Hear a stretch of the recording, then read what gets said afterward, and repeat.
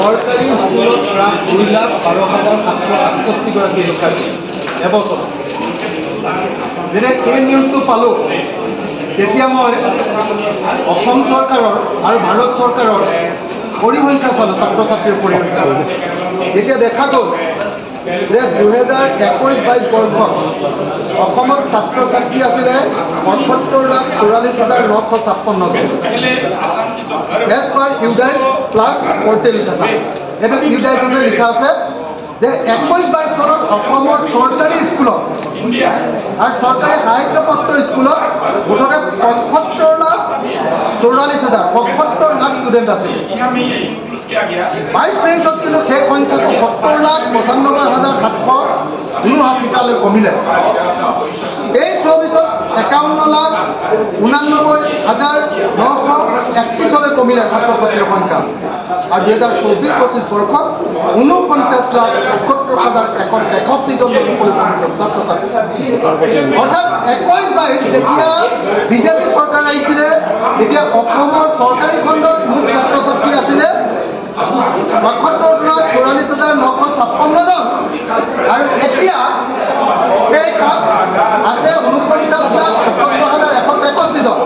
অৰ্থাৎ 25,67,793 জন 26 লাখ ছাত্ৰ ছাত্ৰীৰ সংখ্যা বিজেপি চৰকাৰৰ দিনত চৰকাৰী খণ্ডত 26 লাখ ছাত্ৰ ছাত্ৰীৰ সংখ্যা হ্ৰাস পালে অকল ছাত্ৰ ছাত্ৰীৰ সংখ্যা হ্ৰাস পোৱা নহয় এখন বিদ্যালয়ত 5টা বা 6টা ক্লাছ স্কুলত থাকে তাত এজন টিচাৰ থাকে এনেকুৱা স্কুলৰ সংখ্যাও বৃদ্ধি পাই গৈ আছে ডেইলি বৃদ্ধি পাই গৈ আছে গতিকে আজি আমি ইয়াত উত্থাপন কৰিছিলোঁ যে চৰকাৰী খণ্ডৰ যদি স্কুলত 4 বছৰৰ ভিতৰত যদি 26 লাখ ষ্টুডেণ্ট নাইকিয়া হৈ যায় ডিছএপিয়াৰ হয় নাইকিয়া হৈ যায় এইটো এটা অসমৰ শিক্ষা খণ্ডৰ কাৰণে এটা ভয়াৱহ ইংগিত হাজাৰ হাজাৰ স্কুল বন্ধ কৰি দিছে হাজাৰ হাজাৰ স্কুলত মাষ্টৰ নাই আৰু আটাইতকৈ ডাঙৰ কথা কি জানেনে আটাইতকৈ ডাঙৰ কথা এতিয়া হায়াৰ ছেকেণ্ডেৰী স্কুলবিলাকত